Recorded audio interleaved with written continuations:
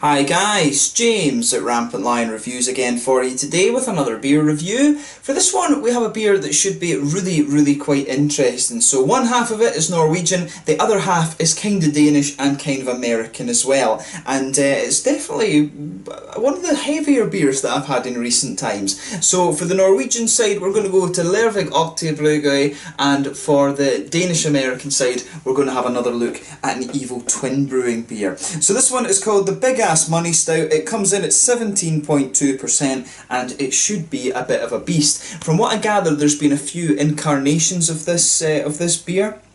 But this is apparently the third incarnation of it, so it should be really interesting. As I say, 17.2%. Evil Twin are quite well known for their big stout beers, of course, so definitely looking forward to this one. And as always, I hope you guys enjoy my take on this beer. So anyway, as is usual with my reviews then, I'll tell you a little bit about the breweries. If you want to get straight to the tasting, just fast forward.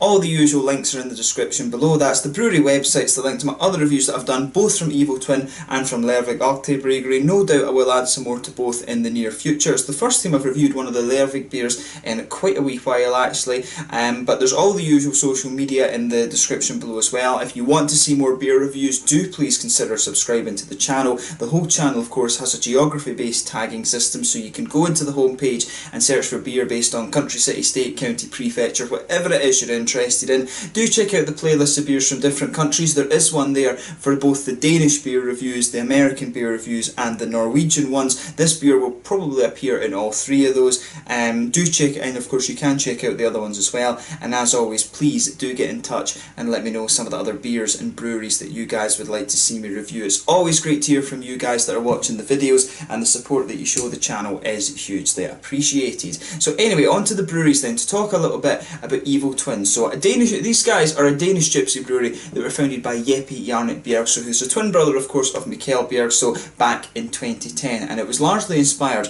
by the lack of craft beer available in Denmark at the time. So Jeppe began homebrewing in the same beer group that gave birth to Mikael, and he went on to found his own beer shop in the city called Ølbutikken, which is actually still there, but he also started an import business attached to the shop, and this was used to bring the American beers into Denmark and to send the Danish beers the other way. But he later decided that it would be fun to sell his own beers in this shop, which also distributed the very early Mikael ones as well. But Jeppe agreed an import deal with 12% imports to send his beer over to America, and he later followed over there with his wife in 2012, basing the company offices in Brooklyn and New York. But the beer is brewed at a variety of host breweries in Denmark, the US, some of those brewed in the Netherlands and some in Scotland as well. I believe in Sweden that some of the beers are brewed by Popel's Brewery. Some of them might be brewed at Dugges as well actually, but a lot of their beers are brewed in the kind of in the East Coast in America as well. Quite a few of their beers are brewed up in Connecticut. Some of them are brewed in the Carolinas as well, from what I believe. But yeah, really interesting brewery this one. They're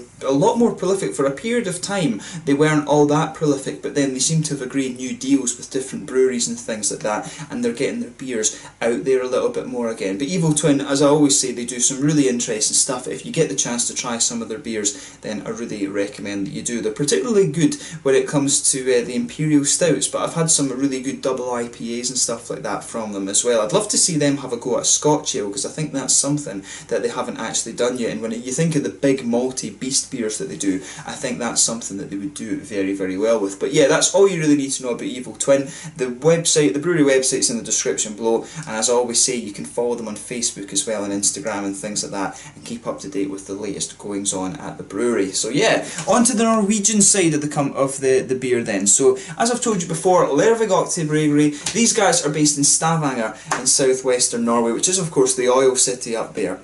But Lervig Aktiebryggeri was founded back in 2003 after the Toll Brewery was sold to Carlsberg, and subsequently production was then moved to Oslo. So for a while the beers were produced at the Mac Ølbryggeri in Tromsø. However, production was then moved to the Hillevåg in Stavanger back in 2005. So the head brewer for Lervig is Mike Murphy, and he's been there since 2010. Prior to this, the brewery had been making many light lagers, but Mike moved them more towards making the American craft beers. But Mike apparently has played a really important role in the Danish craft beer revolution, and he collaborated with several of the renowned brewers such as Mikkeller and Jeppe, so of course from Evil Twin, hence why you have this collaboration.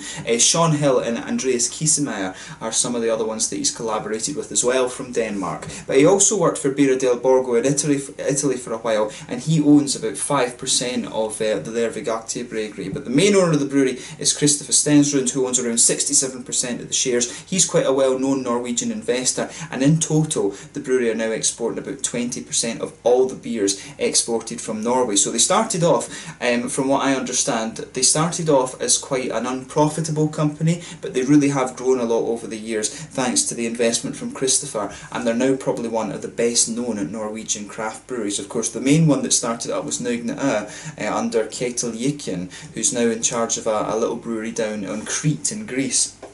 But you know, this Lervig Aktiebryggeri really have kind of stepped up to the plate, and they're, I think, the biggest export brewery now from, or the biggest export craft brewery, if you like, from Norway, which is pretty cool, I guess. We were getting we had some of the really early Lervig beers over in Scotland, which was really cool. And I do need to make sure that I review some more of those, because it's been a while, like I say, since I've reviewed one of the Lervig beers. But they do some pretty nice stuff, and if you're interested in Norwegian craft beers, that's one that I definitely recommend that you check out. But yeah, that's all you need to know about them. If you want to keep up to date with them, like I said before, you can follow them on Facebook, and you can go on the brewery website and things and check them out. But yeah, let's get on to the actual tasting of this beer itself then. So yeah, I'll just let you have a little look at the artwork of this one before we open it up. So there you can see the typical kind of Evil Twin style artwork on this one, the big ass money stout, the pizza and money. From what I understand, I'm not sure if they do use a little bit of pizza dough or something like that in the brewing of this beer. Someone did tell me that they use a little bit of pizza in the brewing of this beer, but it says on the side,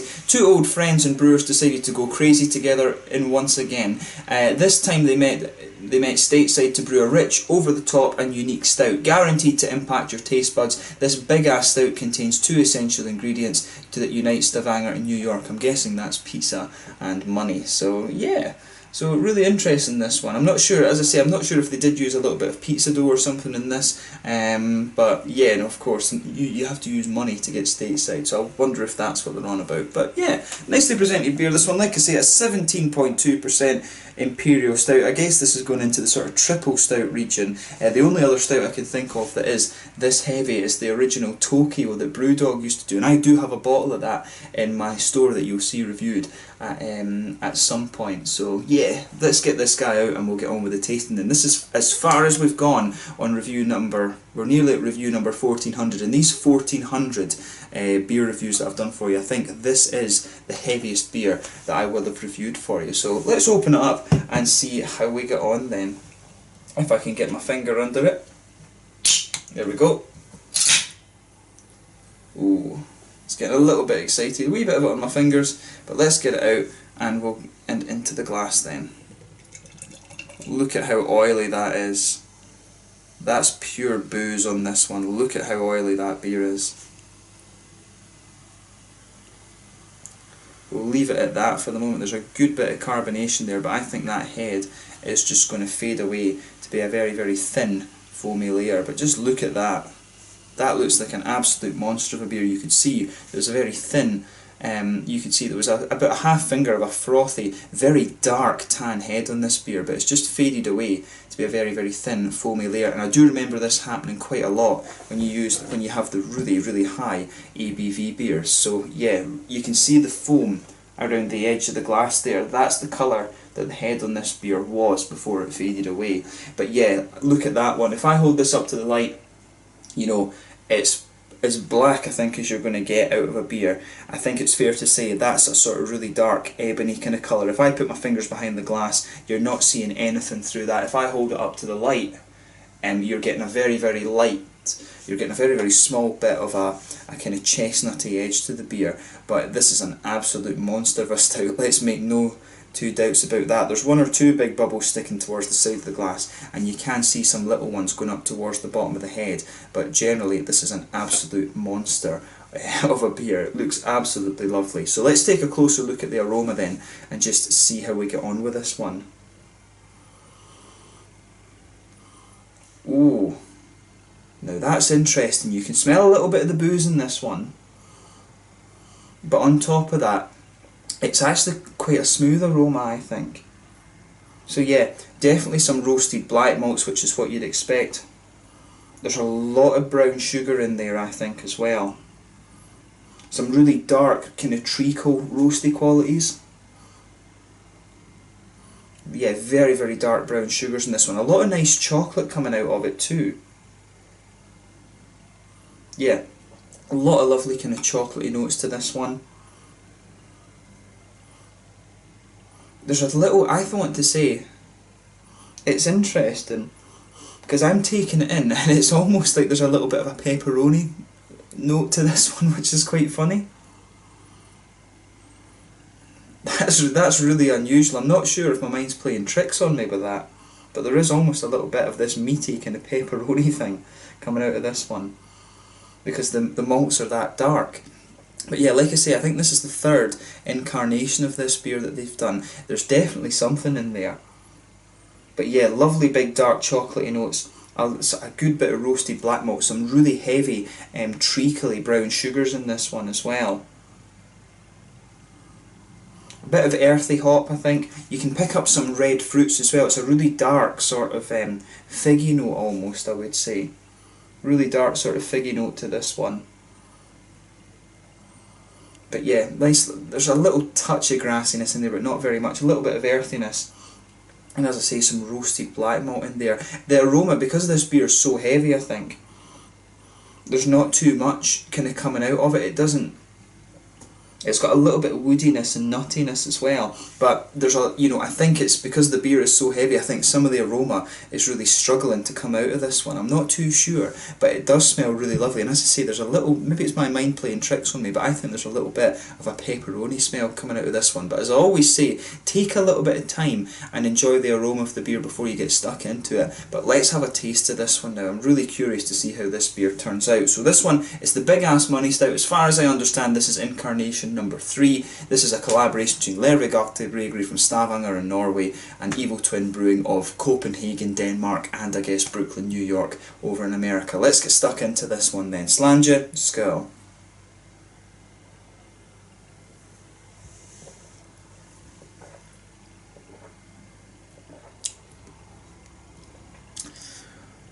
Yeah, straight away I will tell you, this is a lovely beer. It's a monster, but it's absolutely cracking. It really is, you know, it's a really good beer. If you get the chance to try this, have a go at it.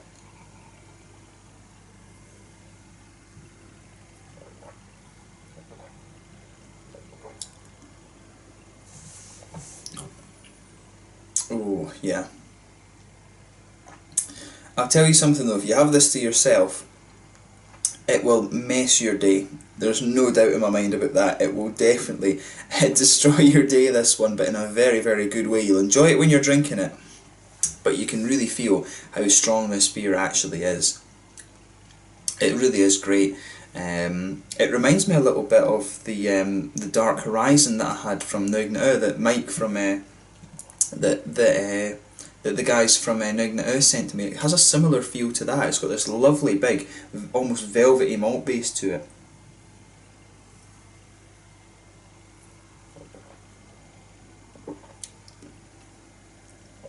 Yeah, so let's focus on that malt base then. You can feel that there's a little bit of a roasted black malt character to this one. There is a little bit of that in there. On top of that though, your tongue is just kind of bombarded with the sort of chocolatey elements of the beer. You can really feel that. It's interesting because there is a little bit of that high kind of cocoa chocolate to it, but there's a lot of milky chocolate coming into this beer as well. You can feel like maybe you've got a bit of the 80-90% cocoa chocolate, but then you've got the sort of milky element to it as well, which is interesting. In the middle of the palate, you can definitely pick up that there's a good kind of big caramelly note to this one. There's definitely sweeter caramel in there, but at the same time you can pick up the you know, you can also get a bit of the, I would say you can get a little bit of the lighter kind of sweeter caramel, but the darker treacle is coming out in this one as well. It's definitely got a lot of that kind of almost well-fired caramel in it as well, which is really nice.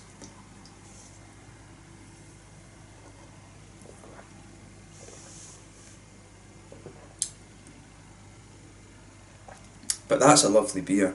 I don't think there's no two doubts in my mind about that.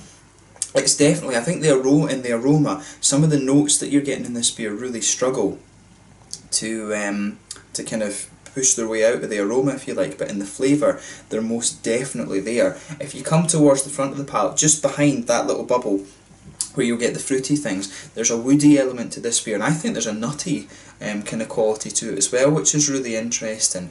But it's definitely a massive, the main component of the flavour for me is the chocolate. I really think the chocolate in this one is quite big, but the brown sugars are really mixing in with that as well, and that's covering the booze in this one quite well. You know, you're drinking this beer, and you know, you can kind of tell a little bit because of how thick the malt base is, but in terms of the, you know, in terms of the actual flavour of the beer, the caramel and chocolate notes are really covering up the booze very, very well in this one. I like how it goes together. If you move out from the centre of the palate, you can feel there's a little touch of a kind of biscuity one in this, but in the back corners of the palate, we've got, if we go to the hoppy side of the beer, there's a little bit of earthiness there, but as you kind of come further forward on this one, it smooths out, and the earthiness kind of spreads forward along your tongue. There's a little bit of a floral kind of grassy thing, but very, very minimal on the front corners of your palate. Then round the very front curve of the tongue, you've got a little bit of that lighter kind of grassy thing going on with this beer.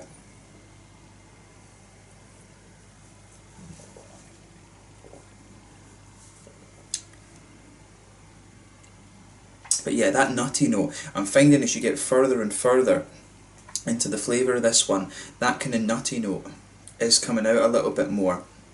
And at this beer, as I say, it's one of these ones, I think, it's got everything you would want from the Imperial Stout, but everything, it just goes together really quite well. This is one of those beers where it's all about how the flavours join together, really. And it's got everything that you would want from a big Imperial Stout. So as I say, a big thumbs up to both Evil Twin and to Lervig Aktiebryggeri for this one. They've definitely done a nice job on this beer. It really is very, very nicely done. The earthiness, I think, from the side, from the hops is coming out a little bit more. In one of the earlier versions I read, they were using pearl hops, which is a slightly higher alpha acid noble hop, if you like. It's like an enhanced noble hop, that one from Germany, and you can get a little bit of that slightly sweeter earthy quality out of this one as you go further into the flavour. But onto the fruity side of things, as I always say, the fruit of the beer really comes out. You get this little oily bubble behind the front curve of your palate, and you get a little bit of that fruitiness in there. So in the case of this beer,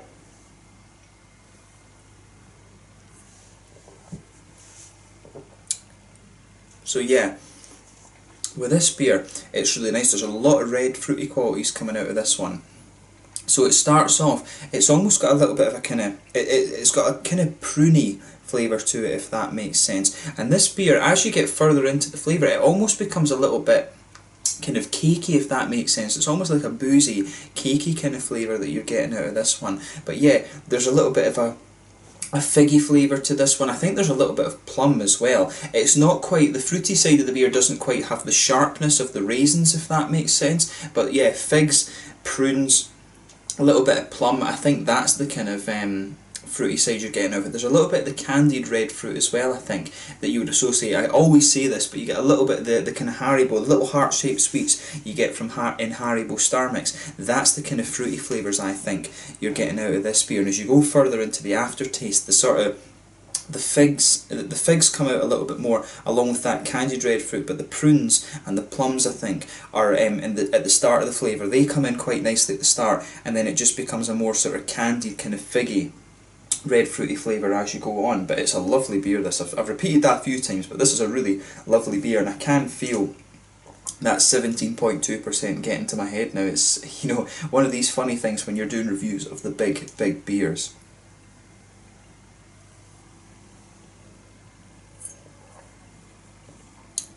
But yeah, what I'll say about this one is it is really, really quite nice. I've really enjoyed reviewing this one for you, actually. Not just because of the booze that's in the beer, but in terms of the actual flavours and things like that, it is very, very nice. So if you get the chance to try this, have a go at it. It really is really nicely done. In terms of the mouthfeel then, definitely a full-bodied stout this, there's no two doubts in my mind about that. Carbonation's very, very smooth. The mouthfeel is very, very oily on this one, and I mean, when it's 17.2%, that is kind of what you would expect.